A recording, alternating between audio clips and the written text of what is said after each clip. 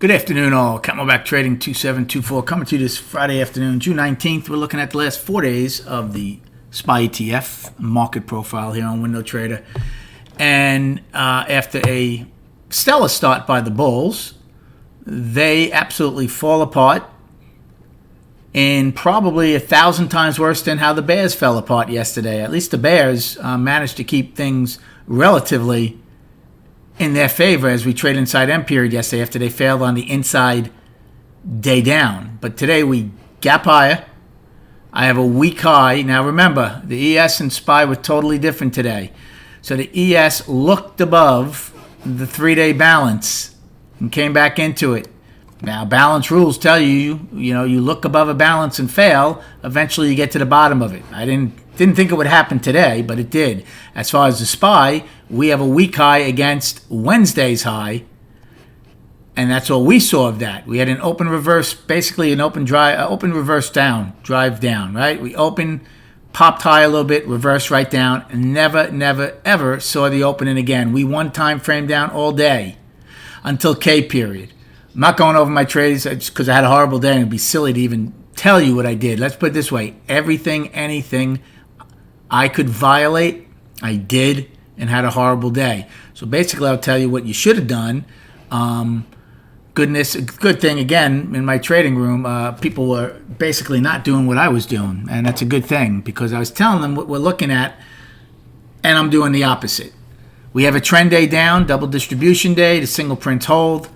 Volume a little bit above average, so not bad, nothing spectacular. I'm using 306.53 is my low, even though J period accelerated to the downside, just spit out a couple of really weird trades. Now the reason I'm not calling them bad ticks is because it was making we were in that time frame when we made those new lows. So to me, they're legit. Okay, so it's not like we were in L period and L period's low is here and then they spit out below J's low. So I'm using that as the low. The bottom line is this, folks. Buyers had every opportunity today. We gapped higher. We filled the gap. Well, I filled the gap in C period. Again, I'm talking SPY. ES was a lot different. We were 4 for 4 wide, yet we were still trading lower each time frame.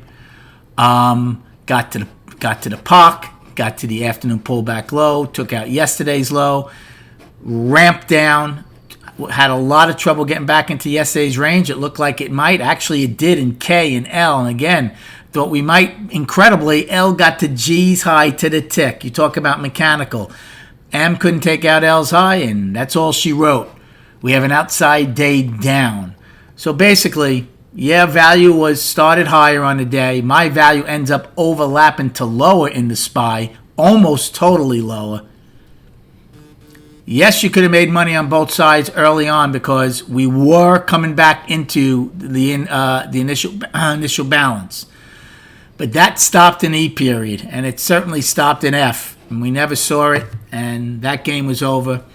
And bottom line is, shame on me, horrendous day. That's it. So let's go over destinations. And we're selling off as the market flushes out. Okay. So we go out. Now, again, the destinations are going to be far and wide the way they whip this thing around. So my first upside destination right now will be the single prints. We closed at 308.64. So my first destination, as of now, obviously, is the single prints. $2 high. They start at 310.55. G and L's high, and they get filled at E's low at 311.56. Right? Then above that, we have today's high of 314.38. Then we have Wednesday's high of 314.39. So we have a weak high today. Then we have 315.64, which is now a weekly high. And then filling the gap at 318.22. A 258-point gap from June 11th. For the downside, we have today's low, and boy, we are still accelerating to the downside. We are trading over $2, $2.50 lower than where we settled at 4 o'clock in the SPY. Right now, 306.53 will be the first destination to the downside. Then we have those single prints from the trend day from the 15th. 303.80 get filled at 79. Then 303.05 get filled at 302.63. And then we have the weekly low of 296.74, and then filling the gap at 295.63, and a 111-point gap. So destinations all over the place. And remember, it's an outside day down. Okay, let's go to the charts. Monthly. Now, again, we closed up on the week about $4, a little over $4, right? As a settlement. We're still one time framing up for 2 months. There's still a couple of weeks left to go in the month. I mean, the longest time frame still is healthy, right? However, it was healthy about 7 hours ago. We're above last month's high for now of 306.84. One time framing up for 2 months. Weekly. I'm still going to call it balanced to down. You could call it down, one time framing down 2 weeks because we almost had the outside week down. I'm still calling it balanced to down. The fact that we held that weekly low 4 weeks ago and got back into the balance pretty good, I'll call it balanced to down. If we take out this week's low next week without taking out the weekly high, it'll officially be down. Okay? We're above that three. The longer terms are still okay, right? Because we're above 302.60, so we don't want to get back into this balance. The monthly's healthy. We'll see. Daily.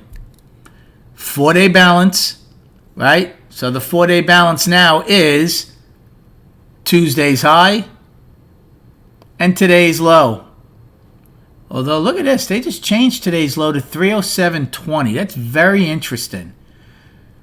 I'm using 306.53, and earlier in the day it said 306.53, but now they have it at 307.20. I'm using 306.53. I'm just going to leave it like that. The bottom line is this. If we take out 307.20, we're taking out 306.53. So whichever one you want to use, the bottom line is if we come out of this 4-day balance next week and take out that 307.20, I can't imagine we don't get 306.53. That's how I'm looking at it. So whichever low you want to use, go with it. 4-day balance, outside day down, which is bearish. We'll see how we react on Monday. I hope you had a much better day and week than I had. I did not have a good week. Not at all. Trying to get my head together. Have a great weekend. And we'll speak prior to the opening on Monday.